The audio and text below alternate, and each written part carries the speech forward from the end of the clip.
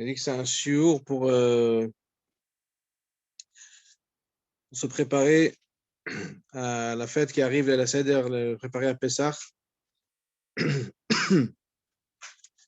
Alors, non, en général, beaucoup on parle des Khumrot et on parle de toutes les choses qui sont interdites à Pessah. Il y a aussi une grande préparation à faire, de se préparer à la mitzvah, au mitzvot qu'il y a à faire le soir du Seder. Et on va mettre l'accent dessus pour bien se préparer. C'est marqué Chayav Adam lirot et atzmo kilu yatsa mitzrayim. C'est-à-dire ce soir-là, se sentir comme si on était sorti d'Égypte.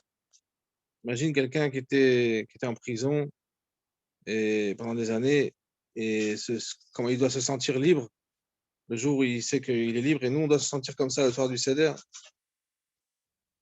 Et donc on doit se préparer à ça. Par exemple, déjà lire la Haggadah, prendre une Haggadah traduite en français et la lire. De quoi il s'agit, pas tellement de psukim, mais des limoudim, qu'est-ce qu'on veut exactement. Et sans faire beaucoup de pilpoulim, essayer le soir du Seder d'expliquer un petit peu ceux qui savent pas, même ceux qui savent, mais en tout cas expliquer à ceux qui sont autour de nous qu'est-ce qu'on est en train de raconter dans le Seder. Quand on se prépare, on va faire plein de choses pour se sentir vraiment libre, se sentir vraiment dans les liens de Pessah, surtout qu'on a beaucoup travaillé. Et les femmes, surtout, elles ont beaucoup travaillé, elles sont très fatiguées. Mais d'un autre côté, il faut se sentir comme des rois. Donc, c'est une préparation vraiment à faire, c'est de mental aussi, psychologique, et une préparation physique, de se sentir, de dormir, se préparer avant, de pouvoir bien faire les Seder comme il faut. Vous savez que le soir du Seder, c'est un soir tellement important que le Shla Kadosh, il nous dit que ce soir-là, il vaut mieux ne pas dire Dvarim Betelim. Ça veut dire même pas dire des paroles profanes. Bon, c'est très dur de faire ça, mais en tout cas, c'est pour montrer l'importance de ce soir-là. C'est marqué que Rabbi Aaron Karelin, il dit, il y a un moment dans la Gada où on dit Kana ben Shoel, Manishtana. À ce moment-là, l'enfant, il demande Manishtana. C'est un endroit dans la Gada où juste avant Manishtana, c'est marqué comme une consigne. Voilà, ici, l'enfant, il doit demander. Il dit, Rabbi Aaron Karelin, Kana ben Shoel, ça veut dire c'est ici que l'enfant, il demande à Dieu. À ce moment-là, à cet endroit-là, ce soir-là, l'enfant, le ben, Shoel, le ben, il demande à Dieu ce qu'il veut. Il demande tout ce qu'il veut, on peut demander à Dieu ce soir-là. Il y a le Prisha, c'est un des grands mefarshim sur le tour, le tour. Il dit, comment ça se fait qu'on ne dit pas Alanissim le soir du Seder? Normalement, Purim, on dit Alanissim. Chanukah, on dit Alanissim. Et le plus grand nes qu'on a eu dans le peuple juif, c'est le nes de Yetziat Mitzrayim. Pourquoi on ne dit pas Alanissim? Qu'est-ce qu'il dit le Prisha? Il dit qu'en vérité, le soir du Seder, c'est encore plus que Nissim. C'est les Yeshuot. Une Yeshua, c'est plus qu'un nes. Une sikha connue du Rabbi sur Nisecha, Niflotecha, Veshuotecha dans Hanouka. Donc, le nes le soir de Pessah, c'est un soir tellement haut, c'est encore plus que les Nissim, c'est pour ça que c'est les Yeshuot. Les Nissim, les Yeshuot, c'est quelqu'un qui peut être complètement sauvé, mais d'une façon extraordinaire. Donc, on peut ce soir-là demander ce qu'on veut, et on peut avoir toutes les Yeshuot ce soir-là dans les enfants, dans la vie, dans la parnassa, dans tout ce qu'on a besoin. On peut avoir d'Afka spécialement ce soir-là demander à Hachem. Kana ben Shoel. Ici, l'enfant de Dieu, il demande ce soir-là. Le Rabbi Rachab, il avait dit à son fils unique, le Rabbi Rayatz, il lui avait dit, mon fils, ce soir-là, demande d'être un mensch, demande d'être un homme. Surtout, quand on ouvre la porte à Shefor Hamatra, à ce moment-là, il lui a dit, demande de la Gashmiut, mais demande surtout de la Rouchaniut. Comme ça, le Rabbi Rachab dit à son fils qui va être le prochain Rabbi. Alors, peut-être pour nous, on peut dire qu'on peut demander aussi de la Gashmiut, il faut demander la Rouchaniut, c'est sûr qu'il faut demander tout. Mais en tout cas, le soir du Seder, on voit, les Sadikim, ils nous disent, les Rebbeim, ils nous disent, les Poskim, ils nous disent, dans partout où on regarde, dans tous les livres qu'on regarde, que ce soit le Shla, ou que ce soit le Rabbi Rachab, ou que ce soit le Prisha, c'est tous les Poskim, ou que ce soit les Sadikim, tout le monde nous dit que ce soir-là, on peut demander des choses extraordinaires et on peut changer et on peut s'améliorer d'une façon extraordinaire. Comme on sait que Pessah, ça veut dire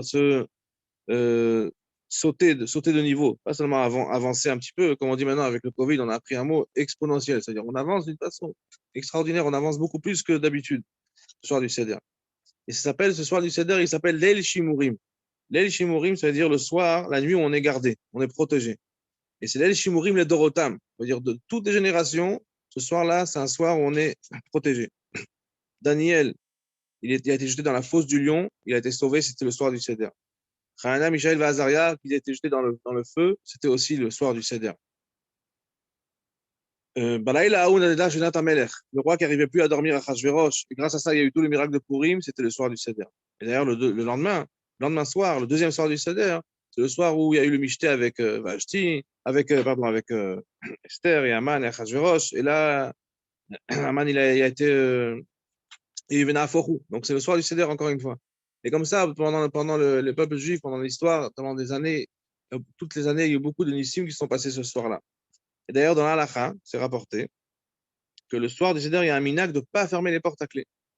Alors, je ne dis pas que c'est une halakha maintenant, que chacun doit laisser les portes ouvertes, mais en tout cas, c'est ramener ce minhag de ne pas fermer les portes à clé pour montrer comme quoi c'est un soir, c'est une nuit qu'on est tous protégés. Et Borazaka, il donne une autre raison, Agav, pourquoi on laisse les portes ouvertes, pour dire à Yahweh qui peut venir. On dit à Yahweh, si tu veux venir pour nous annoncer la Géoula, voilà, la porte elle est ouverte, tu peux rentrer. Donc, c'est vraiment un soir ou même dans la halakha, ça s'exprime que c'est un leil shimurim, c'est-à-dire c'est une nuit où on est protégé. Même dans une autre halakha qui est en rapport avec ça, c'est que normalement, la nuit, on dit Kirach Shalamita et on dit des psukim. Pourquoi on rajoute des psukim?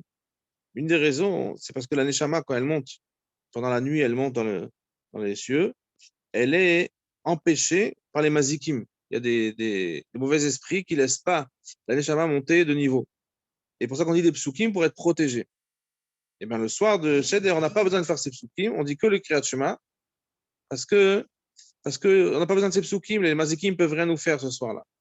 Donc, c'est un soir, une nuit qui est un soir très spécial, qu'il faut profiter et prendre conscience du scoop qu'on a de faire ça, comme ça, de père en fils, et on continue cette chalchelet, de continuer à faire les la Seder comme il faut. Alors, je voulais profiter d'expliquer pourquoi on appelle ça la Seder. Et c'est quoi ce Seder-là? Seder. On dit une blague comme ça, on dit que chez les Juifs, il n'y a pas beaucoup de Seder, c'est le balagan. Et quand il y a une fois du Seder, on dit Manishtana. Qu'est-ce qui se passe? Et pourquoi il y a le Seder maintenant? En vérité, ça s'appelle Seder parce qu'il y a un ordre. Il y a tout est fait calculé dans un certain ordre. Et on a une raison pourquoi on fait dans cet ordre-là. Alors, je vais expliquer cet ordre-là qu'on fait, l'ordre des mitzvot qu'on fait ce soir-là. Et à travers ça, on pourra parler de beaucoup d'halachot qui sont en rapport avec le soir du Seder. Alors, déjà, on va voir quel mitzvot il y a à faire ce soir-là. Quel mitzvot on a? Alors, je vais commencer par les mitzvot qu'il y a tous les Shabbat et Yom Tov. Déjà, tous les Shabbat et Yom Tov, on a une mitzvah de Kiddush. Donc, le soir du Seder aussi, bien sûr. On a une autre mitzvah qui tous les Shabbat et Yom Tov, c'est une mitzvah de Lechem Mishneh. Ça veut dire faire motzi dans chaque repas qu'on va faire Shabbat et Yom Tov, faire motzi sur 2 pains entiers. C'est Lechem Mishneh, c'est une mitzvah qui est Zecher Laman et d'autres raisons. Et c'est une mitzvah qui incombe sur les hommes et les femmes. Parce que les femmes aussi, elles sont chayavot, malgré que c'est une mitzvah qui dépend du temps. Les femmes, elles sont chayavot aussi de Lechem Mishneh. D'accord? C'est une mitzvah des Rabbanan et Lechem Mishneh. Une autre mitzvah aussi qui a tous les Shabbats, chaque Shabbat et Yom Tov, c'est la mitzvah du repas. Seudat Yom Tov, Seudat Shabbat. Il faut savoir, il faut rappeler qu'il y a une obligation de manger au moins 2 repas, Shabbat et Yom Tov, avec un kazaï de pain et il y en a même qui disent un kabetza de pain, un peu plus qu'un kabetza. Ça veut dire 57 grammes de pain. C'est un morceau comme ça, pas très gros, de pain qu'il faut manger chaque repas pour que ça soit considéré comme un repas de Shabbat ou du Yom Tov. Donc, on a une mitzvah qui s'appelle Seudat Shabbat et les femmes, elles sont chayavot aussi, cette mitzvah, malgré que c'est une mitzvah chez Gramma qui dépend du temps. Quand même, les femmes, elles sont chayavot parce que c'est toutes les mitzvot de Shabbat et Yom Tov, les femmes, elles sont chayavot. Ça, c'est un autre sujet, mais en tout cas, voilà, les femmes, elles sont chayavot de cette mitzvah. On a une autre mitzvah encore, c'est la mitzvah de Birkat Amazon, bien sûr, comme il y a tous les repas, il faut faire Birkat Amazon. Donc, ça, c'est déjà quelque chose de classique. Il y a tous les Shabbat et Yom Tov. À part ça, quand ça arrive à la Seder, on a d'autres mitzvot à faire. Quelles mitzvot? On a la mitzvah de raconter la sortie d'Égypte. On a la mitzvah de manger de la matzah. Au moins un kazaï de matzah, le minimum, Patzkid Minatora. On a la mitzvah de la fikoman. C'est Zecher de Korban Pesach, c'est mitzvah de Rabbanan, de manger de la fikoman. C'est manger de la matzah qui va nous rappeler le Korban Pesach. D'accord? Et on a la mitzvah du Hallel. Hallel, ça veut dire qu'on doit faire des louanges, on doit remercier Dieu qui nous a sortis d'Égypte. C'est le mitzvah de Hallel. que, entre parenthèses, les femmes aussi, elles sont chayavot de cette mitzvah. Normalement, le halel, les femmes, elles sont pas chayavot, mais là, elles sont chayavot parce que c'est en rapport avec les seder et qu'elles étaient dans le nest de la sortie d'Égypte. Les femmes aussi, elles sont chayavot de manger de la matzah. Malgré que c'est une mitzvah qui dépend du temps, les femmes, elles sont chayavot, d'accord, pour une raison. Et les 4 vers, qui est une mitzvah des rabanan, les femmes aussi sont chayavot de cette mitzvah des 4 vers. Donc, je crois que j'ai tout dit. En vérité, on arrive à, en gros, on peut encore rajouter, j'ai vu quelqu'un qui avait écrit, qui avait trouvé 67 mitzvot, si on veut tout compter. Mais si on va compter en gros les mitzvot qu'on a le soir du Seder qu'on a à faire, on arrive à 10 mitzvot. Donc, on a dit, on a Kiddush, d'accord? On a, si je viens dans l'ordre, on a le, je veux dire d'abord les mitzvot de Yom Tov, Kiddush, Lechem Mishneh, le repas, d'accord? Le repas Soudat Yom Tov et Birkat Hamazon. Ça, c'est comme ça. Raconter la sortie d'Égypte, c'est pour manger de la matzah. On a mangé du maror, j'ai oublié de le dire, on a mangé du maror, d'accord? Ça fait 3. On a, donc on a dit manger de la matzah, raconter la sortie d'Égypte, manger le maror. On a l'afikoman, ça fait 4. On a le halel, ça fait 5. Et qu'est-ce que j'ai pas dit? Les 4 verres, les 4 consciences qu'il faut boire, d'accord? Donc ça, c'est les mitzvot spéciales de la Seder. L'afikoman, manger la matzah, manger le maror, le halel et les 4 verres, d'accord? Donc avec tous ces mitzvot-là, il faut les trouver dans un certain ordre. Comment on va les classer? Ça veut dire on va pas faire tout en même temps. Donc c'est pour ça qu'on a un seder, on a un ordre ce soir-là dans lequel on va faire toutes ces mitzvot qu'on doit faire ce soir-là. Donc on arrive, je ne vais pas parler de la Kehara, parce que la Kehara, c'est pas des mitzvot vraiment, c'est zecher, c'est-à-dire on va mettre un œuf, zecher korban chagiga, on va mettre un zroa, zecher korban pesach, on va mettre le maror, bon le maror, parce qu'il faut faire le maror, mais il y a des tailles impliquées Kabbalah dans la Kehara et tout ça, mais dans les mitzvot, je parlais seulement vraiment des mitzvot de ce soir-là. D'accord? Donc on arrive de la choule, on arrive à la maison, qu'est-ce qu'on va faire comme mitzvah en premier? Donc logiquement, on est obligé de commencer par le kiddush. Donc, on va commencer par faire kiddush. D'accord? Et donc, le kiddush, ça va être aussi le premier des 4 verres. Les Khamim, ils ont fixé de boire 4 verres ce soir-là. Et le premier verre, ça va être en même temps le kiddush. Mais la première mitzvah qu'on va faire logiquement, c'est le kiddush, parce qu'on ne peut pas manger sinon. On ne peut pas commencer le repas sinon. Normalement, on arrive, on fait le repas. Avant de faire le repas, on fait kiddush. Donc, c'est normal, c'est le premier verre, c'est kiddush. Après qu'on a fait kiddush, je dis, Agab, maintenant une parenthèse. Le kiddush, en vérité, il pourrait être avant la nuit. Les 4 verres, ils sont obligés d'être à la nuit. Mais le kiddush, en lui-même, il pourrait être avant. Et d'ailleurs, ça, c'est un conseil qu'on donne quand quelqu'un il va faire la seder communautaire ou il va aller faire la seder avec des vieux dans une maison de retraite et ils vont se coucher très tôt, ils vont se coucher en tout cas assez tôt, surtout cette année où il y a un décalage horaire et ça va être tard, la seder. Donc, il y a une solution qui est proposée, c'est de faire kiddush avant, comme on peut faire Shabbat et Yom Tov, on a le droit de faire Kiddush avant que la rentrée de Shabbat et Yom Tov, on fait rentrer plus tôt. Et on fait Kiddush, on commence le Magid, on peut même manger des salades. Après qu'on va commencer Magid, ça doit être le Magid, raconter la sortie d'Égypte, ça doit être à la nuit. Donc on va se débrouiller pour finir la raconter la sortie d'Égypte après que la nuit est déjà tombée. Et là, on va boire un verre. Et à la fin du Magid, on va boire le deuxième verre.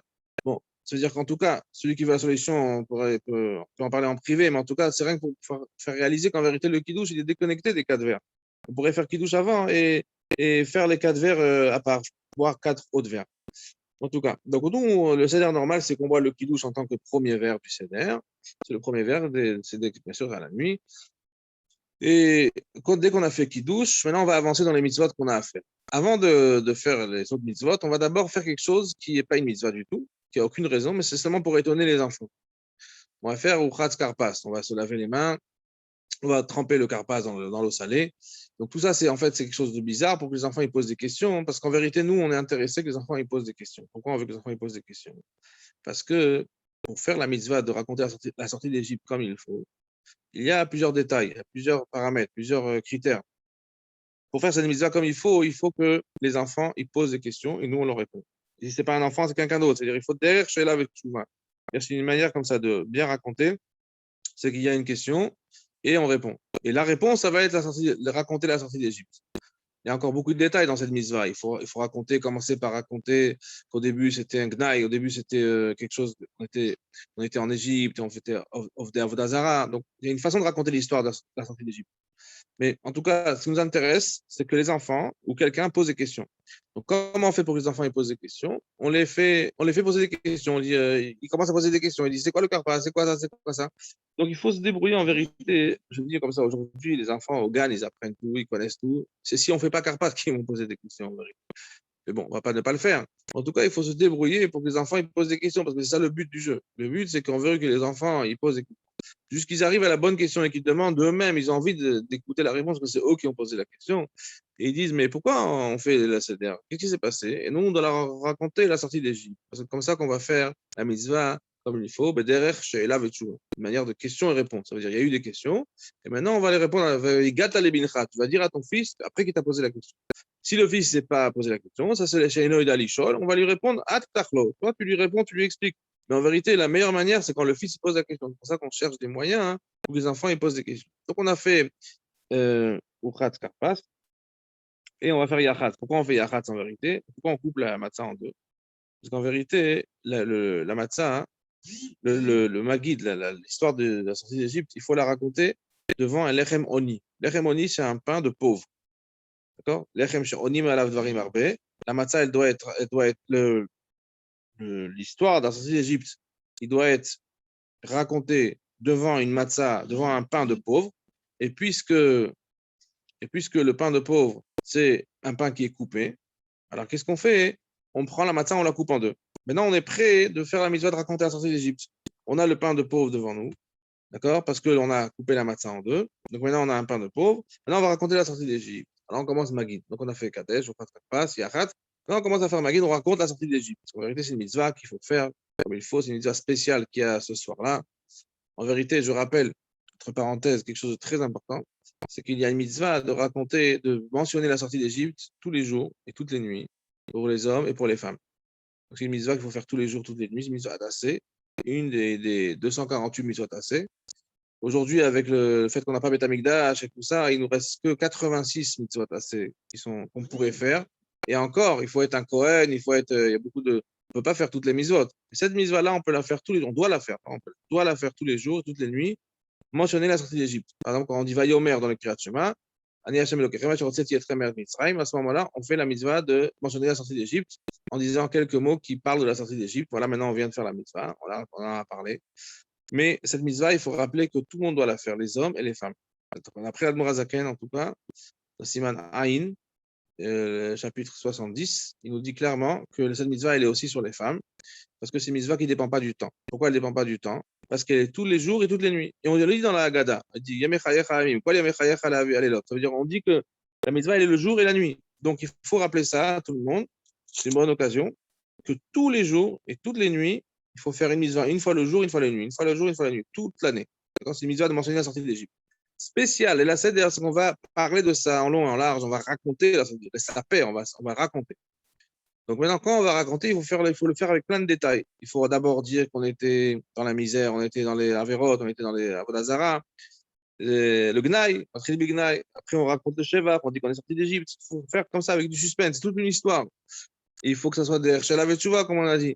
Donc c'est pour ça que Khamim, ils ont fait quoi? Ils ont fait un seder, ils ont écrit une Agada, et dans laquelle il y a tous les détails, comment bien faire la mise. Maintenant, c'est vrai que ça, c'est le mieux. Mais le minimum, quand même, il faut savoir que la mitzvah de la Haggadah, elle est sur les hommes et sur les femmes. Les femmes aussi, elles ont la mitzvah de raconter la sortie d'Égypte. D'accord? Donc, ou bien elle lit elle-même, ou bien elle écoute quelqu'un qui lit.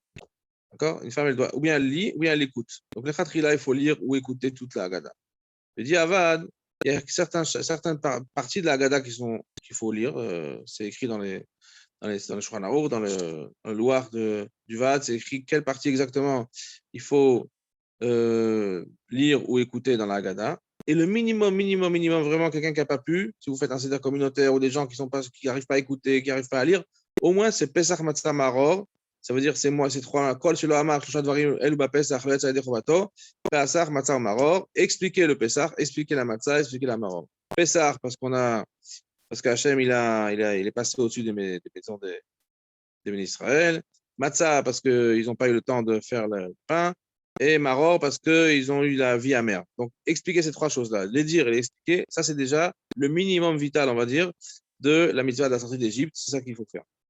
Et c'est très important aussi de le faire parce que de faire, je dis encore une raison pourquoi c'est important de le faire, parce qu'on veut faire aussi la mitzvah de boire les 4 verres. On a déjà fait le premier, on a dit dans le kiddush, on a vu le premier verre. Okay.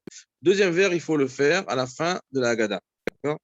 Mais Chachamim, ils disent comme ça, si quelqu'un il va boire les 4 verres, mais il ne va pas les boire dans l'ordre qu'on a fixé, il n'a pas fait la mitzvah des 4 verres. Il leur fait la mitzvah de 1 verre. D'accord? Si quelqu'un il prend 4 verres, il les boit un après l'autre, il n'aura pas fait la mitzvah des 4 verres, il aura fait un verre bu en 4 fois. Ou 4 verres bu un après l'autre, ça ne s'appelle pas 4 verres. Comment ça s'appelle 4 verres? Si je les bois dans un certain ordre, ça veut dire le premier verre avec Kiddush, le deuxième verre avec la fin de la Haggadah, le troisième verre, ça va être Birkat Hamazon, le quatrième verre, ça va être avec le Hallel. Si par exemple, quelqu'un n'était pas là pendant la Haggadah, alors on lui dit, viens, c'est le deuxième verre maintenant. Il prend un deuxième verre, il boit. Et il se dit dans sa tête, après je vais lire la Haggadah. Maintenant je suis en retard, il est occupé, il n'était pas là. Alors, donc il va boire le deuxième verre avant de lire la Haggadah. Ça ne s'appelle pas un deuxième verre, ça s'appelle un premier verre encore. Deuxième verre, ça s'appelle parce que tu as déjà fait la Haggadah, maintenant tu bois le deuxième verre. Okay, donc ça, c'est important de faire attention à ça. Si quelqu'un il n'a pas du tout écouté la Haggadah, on va dire au moins, tu dois dire les phrases là, Pesach Matzah Maror, le minimum, comme je dis. Et ces phrases-là, il faut les dire avant de boire le deuxième verre. Sinon, ça ne s'appelle pas un deuxième verre. Donc, on fait dans l'ordre. On a fait le kiddush, le premier verre aussi, parce que c'était le premier verre. On a étonné les enfants. On a coupé la matzah pour pouvoir faire Maguid comme il faut, devant un pain de pauvre. On raconte la sortie d'Égypte. On a fait la Haggadah. Maintenant, on peut aller faire la deuxième mitzvah spéciale de Pessah, c'est manger de la matzah. C'est une des seules choses qui nous restent aujourd'hui qui sont une mitzvah de manger. On a la mitzvah de manger un bout de pain le soir de Sukkot, le premier soir de Sukkot, et ça, c'est que pour les hommes. La chova, l'obligation, c'est que pour les hommes. Mitzvah de manger vraiment, on n'a pas tellement. Il n'y a pas les korbanot, il n'y a pas les tourmas, il n'y a pas tout ça. Mais il y a une mitzvah aujourd'hui qui nous reste, manger de la matzah le soir du Seder. Le premier soir du Seder, c'est d'Oraïta. Le deuxième soir, c'est une mitzvah de Rabbanan, mais en tout cas, c'est une mitzvah de manger un kazaït ce soir-là, un kazaït de matzah. Donc, il faut faire très attention de faire cette mitzvah comme il faut. Ça veut dire de prendre la quantité qu'il faut. C'est-à-dire, les khatrila, prendre, on va dire, pour chacun, il prend 2 kazetim motzi matzah. D'accord? Ça fait, on va dire, si c'est à peu près 17 grammes chacun, ça fait à peu près quelque chose de 30 grammes pour le premier kazaït. Pour les 2 premiers kazetim, on appelle ça motzi matzah. Et donc, chacun, après, les autres kazetim, on peut se suffire de 17 grammes.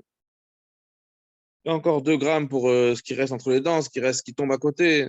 On arrive à 19 grammes, comme ça, pour arrondir 20 grammes. Ça fait à peu près. Il faut peser avant. Peser avant parce que ça dépend des matzot, elles sont faites à la main. Il y a plusieurs tailles de matzot, plusieurs épaisseurs de matzot. Mais ça fait à peu près, un quart de matzah, en gros, sans m'engager. Mais c'est à peu près ça. Donc, on peut peser avant et préparer des sachets. Et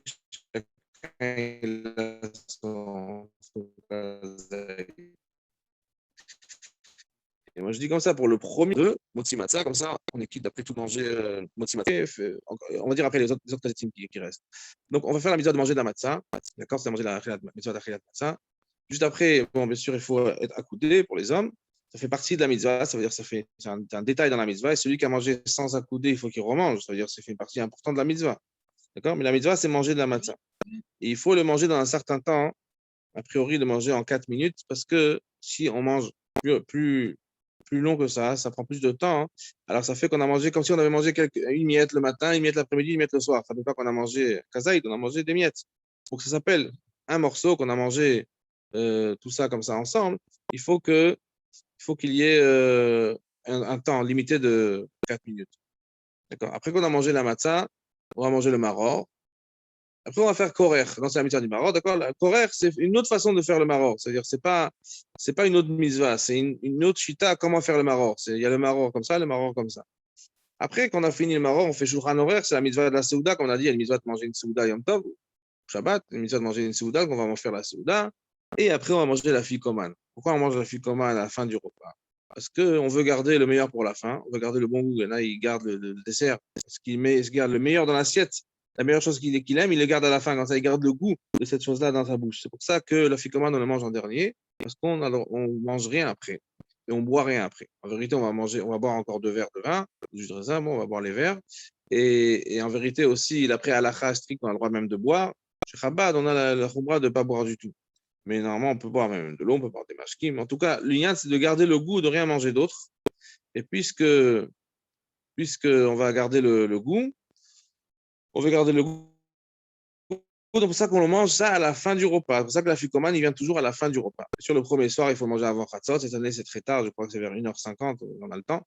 En tout cas, il y a c'est pour ça que dans l'ordre, on a fait la racontation d'Égypte. On a fait Kiddush. On a bu déjà 2 verres. Maintenant, on a fait la misère de la Séouda et on est obligé. On n'a pas le choix. La ficomane, on est obligé de le faire à la fin parce qu'on ne veut rien manger d'autre après.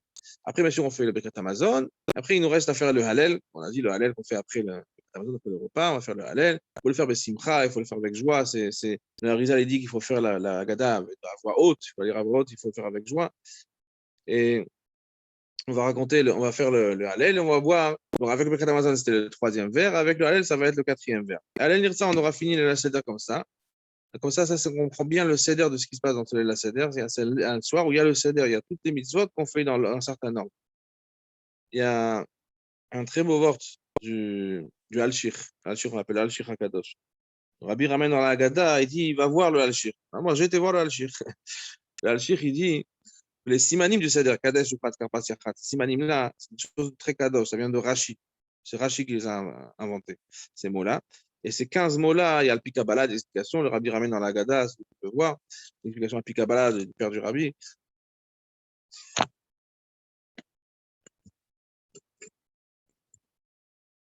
Mon téléphone, il s'est éteint, comme quoi, il ne suffit pas d'avoir des horotes, il faut les charger, faut toujours remplir. Il ne suffit pas de ce qu'on avait avant, pour remplir les forces. Alors voilà, donc j'étais dans le vort du Al-Shir HaKadosh. Al-Shir HaKadosh, c'était quelqu'un qui habitait à Tzfat au moment du Harizal. Il y avait un moment, une époque très spéciale à Tzfat, il y a à peu près 500 ans. Il y avait beaucoup de tzadikim qui habitaient en même temps, au même moment à Tzfat. Il y avait le Bet Yosef, le Shulchan Aruch. Il y avait le Al-Shir HaKadosh. Bon, il y avait le Harizal, Rabbi Chaim Vital, Mariel Kabet, celui qui a écrit les Chadodi. Ils étaient tout un groupe là-bas. Et Al-Shir, on raconte qu'il était au shiur du Harizal, il s'est endormi. Et le Harizal, il lui a dit, votre Neshama, elle est venue sur terre pour le Drouche, pas pour le Sod. Moi, mes shiurim, c'est du Sod. Le Harizal, il est niftar très tôt, à 36 ans, et il s'est dévoilé à 34 ans. Ça veut dire on l'a connu pendant 1 an et demi, 2 ans. Et avec tout ce qu'il a fait, tout ce qu'il a dans du Harizal, c'est en 1 an et demi, 2 ans. Et le Harizal, quand il marchait dans la rue, les chamottes qui venaient lui parler pour lui demander de les sauver. Donc le Harizal, il a dit au Al-Shir, votre Neshama, elle est venue pour le Drouche, pas pour le Sod. C'est pour ça que vous êtes endormi dans mon shiur. Alors Al-Shir, il a fait des Sfarim qui expliquent la Torah d'après le Drouche. Sod. Donc il a fait d'après le Drouche. Il explique les simanim du Seder, Kadesh ou Khatz, d'après le Drouche, d'après le Moussar, on va dire. Le Rabbi ramène ce pirouche-là dans la Haggadah en disant le Al-Shir, va voir le Al-Shir. Donc, j'étais voir qu'est-ce qu'il dit le Al-Shir. Il dit comme ça Kadesh ou Khatz. Kadesh, ça veut dire sanctifie-toi. Kadesh, tit Kadesh. Ou Khatz, nettoie-toi. Donc, il y a Kadesh, Mutarlach, ça veut dire même les choses qui sont permises, pas obligé de tout les faire. Il y en a qui disent il ne veut pas mourir bête, il veut tout essayer. Non, en Torah, c'est pas comme ça. Kadesh, ça veut dire tit Kadesh, mais Mutarlach. Fais ce que tu as besoin, pas plus. Kadesh, ou Khas, se nettoyer. Khatsu vizaku. D'accord. Après, quelqu'un, il s'est sanctifié, il s'est nettoyé. On lui dit Karpas Yachatz. Yachatz, ça veut dire, je ne vais pas expliquer maintenant Karpas, mais c'est le même sens qu'il explique là-bas. Yachatz, ça veut dire couper en deux. Ça veut dire tu ne gardes pas que pour toi, tu donnes aussi aux autres. Yachatz. Tu prends ton pain, tu donnes une partie à l'autre. Donc, tu t'es nettoyé, toi, Kadesh ou Khatz. Maintenant, Karpas Yachatz, tu dois donner aussi aux autres. Et il ne suffit pas de ça. Magid Rorza. Tu vas dire aussi aux autres de se nettoyer, de se purifier. Pas que toi, tu t'es préparé, tu t'es purifié, tu t'es arrangé, ton seder, ça va être extraordinaire. Ta vie, elle est extraordinaire parce que tu as été amélioré. Non. Kadesh, Magid Rorza, dis aussi aux autres de se nettoyer. Après, qu'est-ce que tu dois faire encore? Motzi Matzah.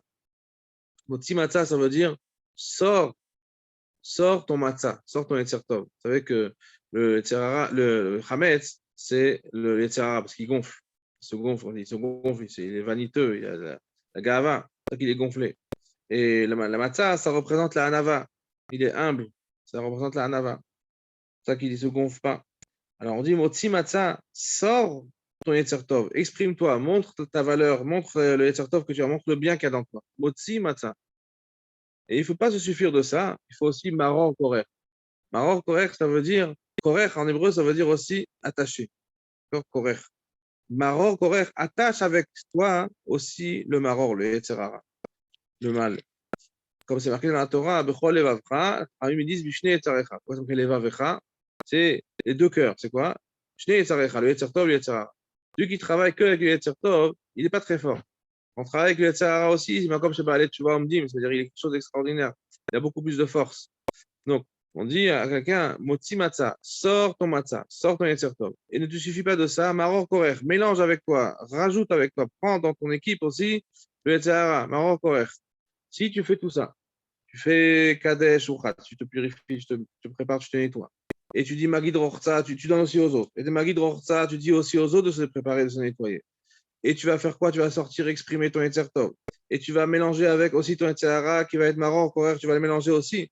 Alors là, Shulchan Orer Tsafoun, il y a un Shulchan Orer, il y a une table entière qui est dressée, qui est Tsafoun, qui est gardée, réservée pour toi. Tsafoun, ça veut dire caché. Donc, il y aura une table entière qui va être réservée pour toi dans le Gan Eden, dans le Lamaba. Et Berach Alen Nirtza, on pourra dire, Dieu, il va dire sur toi des louanges, il va être satisfait de toi. Nirtza, ça veut dire satisfait. Donc on voit comment les secrets de cette nuit-là du Seder, c'est pas seulement comme ça des mots. D'ailleurs, le minhag du Rabbi, c'est de dire à chaque fois le Seder qu'on est. Par exemple, on va faire Karpas, il dit Karpas et on fait. Le minhag, c'est le minhag de beaucoup de juifs. Ça, on a vu même le Rabbi faire comme ça. À chaque fois, regarder dans la Gada et dire maintenant on va faire Yachatz. On dit Yachatz, on regarde dans la Gada, on dit Yachatz et on fait Yachatz. Ça veut dire, ces mots, ils ont une importance. Chaque mot ici, il a une importance, des choses cachées, des choses secrètes qu'on ne sait pas. Là, ça nous fait un petit peu comprendre tout ce qui se cache derrière. Rien que les simanim, Kadesh Shochat, ces simanim-là, ils ont un sens très profond et très concret pour nous. Il faut se purifier nous-mêmes, il faut dire aux autres, essayer de faire le nifsaïm, essayer de convaincre les autres de se purifier, de se préparer. Et après, et mélanger les Tov, les Tzara, quand on a toute l'explication du Al-Shir qui nous a dit quelque chose d'extraordinaire. Alors, je voulais aussi parler, encore, je n'ai pas parlé des 4 verres. Les 4 verres, la mitzvah lechatchila, c'est de boire le verre en entier. Et d'un coup, d'un trait. C'est-à-dire boire comme ça, tout d'un coup. Bien que normalement, on dit dans l'année, il ne faut pas boire d'un coup, c'est pas beau, boire en 2 fois. Mais là, comme c'est une mitzvah, c'est la mitzvah, c'est lechatchila, c'est de boire le verre en entier et d'un coup, d'un trait. D'accord, les 4 verres comme ça. Le verre, il doit faire au moins 90 millilitres. 90 millilitres, ça fait, c'est pas très grand. Aujourd'hui, on a la chance, on est Imot HaMashiach, on peut cliquer, hop, et on commande un verre, on commande des verres, ils arrivent à la maison, même pas besoin d'aller chercher. Mais c'est bien d'avoir des verres qui sont pas trop grands. Parce que comme la mitzvah, elle est la de boire le verre en entier, des fois, c'est très dur de boire 4 grands verres. Donc, il faut des verres qui font comme ça, qui font à peu près 90 millilitres, on va dire 100 millilitres, comme ça on est tranquille. Et comme ça, on peut boire le verre en entier. Ah.